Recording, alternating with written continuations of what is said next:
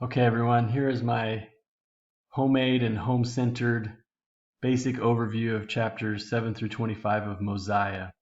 When you gain a basic understanding of this story, then you're going to know the storyline or the backdrop for the storyline of the entire Book of Mormon. So it's very helpful to understanding the whole book to get this story down. But more important than that is that this story teaches powerful gospel principles to understand the love of Christ and his power to deliver. So to tell the story, I'm going to use the map that's in the seminary teacher manual. One little caution about this map is that it's not trying to attach this or portray this in any geographical location today. We don't know where the Book of Mormon events took place, just somewhere in the Americas. So this map was constructed just lots of guessing with this map, but it's constructed on how these possible sites are in relation to each other based on internal details within the Book of Mormon. And I'm going to represent how the groups travel and move with Candy. You'll see that in a minute, but hopefully that's helpful to you. Also, to be able to tell these stories, these chapters effectively, you need some background information on 3 other stories. So I'm going to start with those and go chronologically so that we can lead up to chapter 7 through 25 and really understand this story in its full context. So first is to understand the Jaredites with the Book of Ether. We know that they came from the Tower of Babel. They had 8 barges. They came and inhabited the land northward, and they're up there. And unfortunately, and they grew in over thousands of years. They filled up the land there, but unfortunately, they killed each other off in civil war. And there was one guy left, and that was Coriantumr, and he was left. But Ether, who's telling the story, he left plates to verify what had happened to this people as they had rejected the God of the land, who is Jesus Christ. And I will represent the plates of Ether by this tic-tac.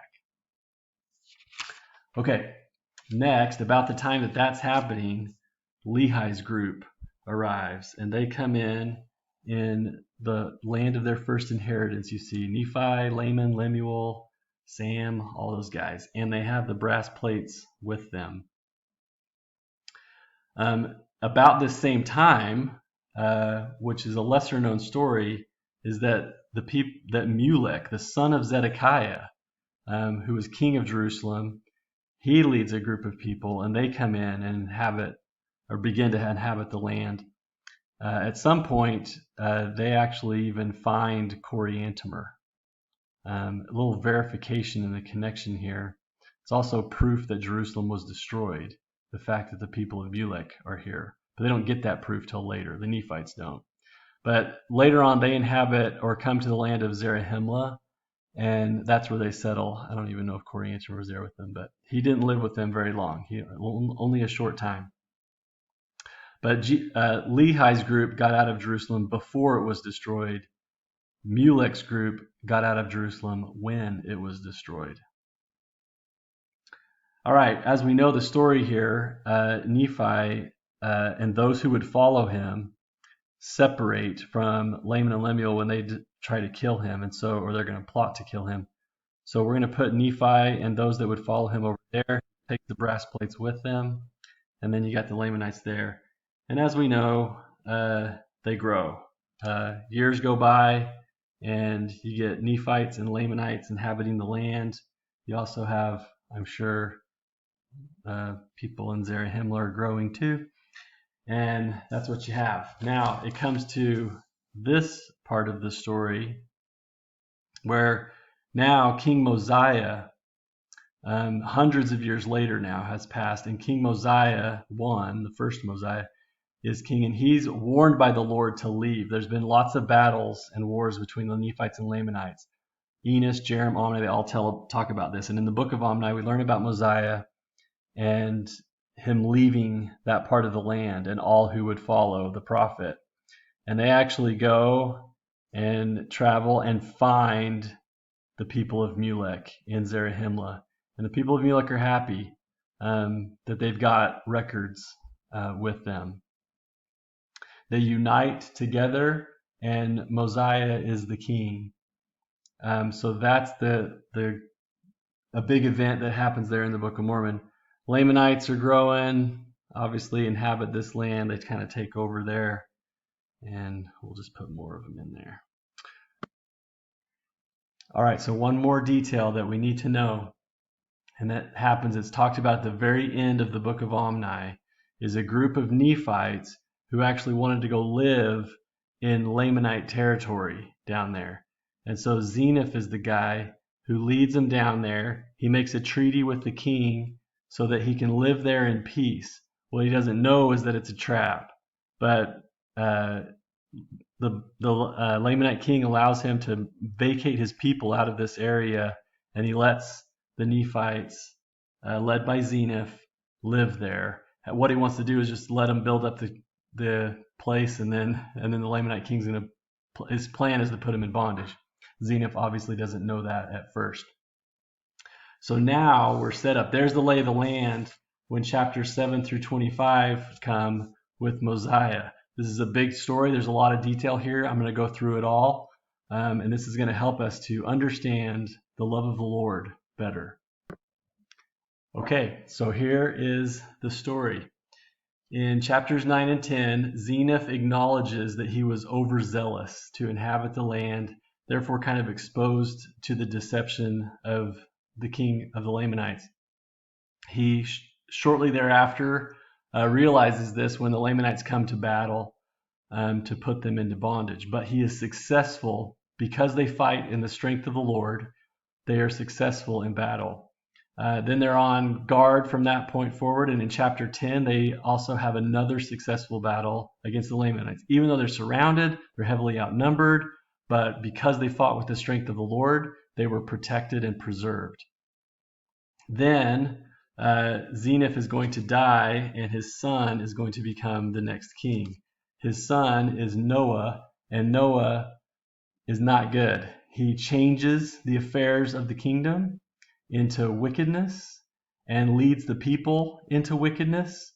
And Abinadi comes to prophesy to him and warn against their wickedness. They reject his warnings that they would be put into bondage if they didn't repent.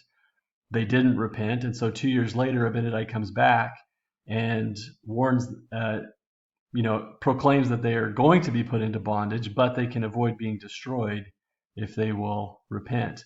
They reject Abinadi's message, and Abinadi is killed. But Alma is one of the priests of King Noah, and he believes, and he risks his life in trying to defend Abinadi.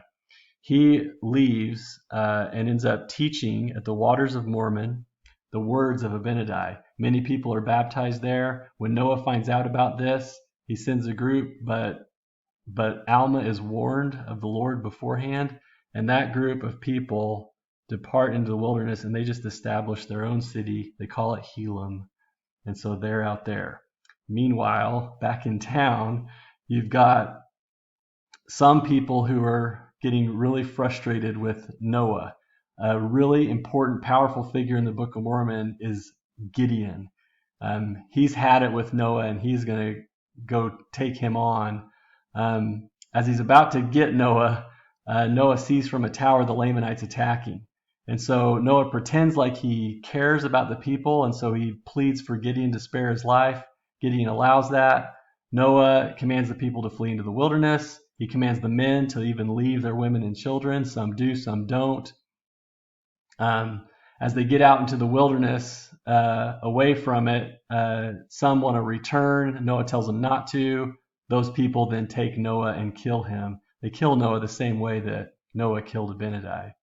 Then they're about to take the priests of Noah and kill them as well. But the priests of Noah escape into the wilderness. So we'll put them out there because Amulon was the chief of those priests. But back in town, now all of the people have been put into bondage, and Noah's son Limhi becomes the new leader of the people. And now they're forced into an agreement with the Lamanites to pay a 50% tax on everything. It's really burdensome on the people. They're in complete bondage to the Lamanites now. And so after a while, this gets very uncomfortable for them, and the Lamanites begin to start to abuse them more. They try to fight their way out, and they have 3 unsuccessful, heartbreaking battles against the Lamanites that they're unable to deliver themselves out of bondage, and they submit to being in bondage. But they did, it says, prosper by degrees. In fact, one of the things that they did is they sent a search party secretly to try to find Zarahemla. Limhi's grandfather Zeniff would have lived in Zarahemla. He knew about it, and so he wants to send some people to try to find it. That search party goes out, and they don't find Zarahemla, but what they do find is the ruins of the Jaredites, and they find the 24 plates that Ether has left to tell that story. It's not written in a language that they understand, but they take those plates and they bring them back to Limhi and report on what has happened. About the time that they return is when the Nephites here have gone to King Mosiah to say, hey, whatever happened with those people that had left? And sorry, I got my chapters here. So Waters of Mormon with 18. Now we're here with 19 to 22. Anyway, so the King Mosiah has now sent he sent Ammon down. He sent Ammon down to check on the people and find out what's happened, whatever happened with the people of Zeniff, And Ammon discovers that now 2 generations later, it's Limhi in charge and they're in bondage. And so Ammon is going to help. He leads 16 men down there, and they're going to try to help get them out. By the way, this is a different Ammon than the one that chops off arms, all right? Not one of the sons of Mosiah. This is a different Ammon. All right, so now it's Gideon again. Gideon comes up with a plan to sneak out, and that's the only way that they can think to get out of bondage. And so they're just going to sneak out at this point. And so that's what they do at night, and they planned it out well, and they sneak out, and they're led by Ammon, and they get back to the land of Zarahemla. And Zarahemla receives them and the records, and he's going to be able to translate, by the way, the plates of ether, which we get a summary of that through Moroni and the Book of Ether and the Book of Mormon. Oh, sorry. They all got out. Everybody got out. Yeah.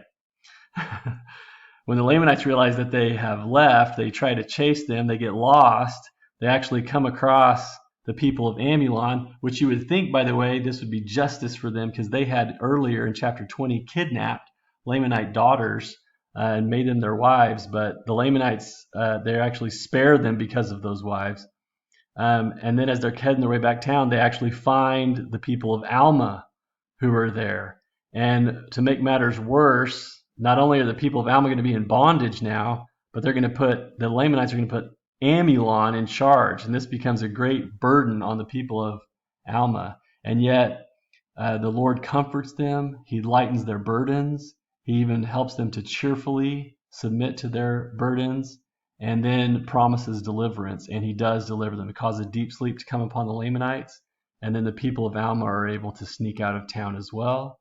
It takes them 12 days, but they're able to get back to the land of Zarahemla as well. All of the people are delivered at this point.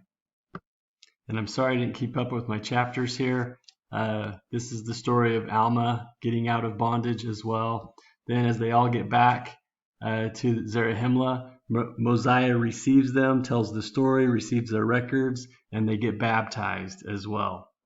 So there you have it. There is the story of Mosiah chapters 7 through 25.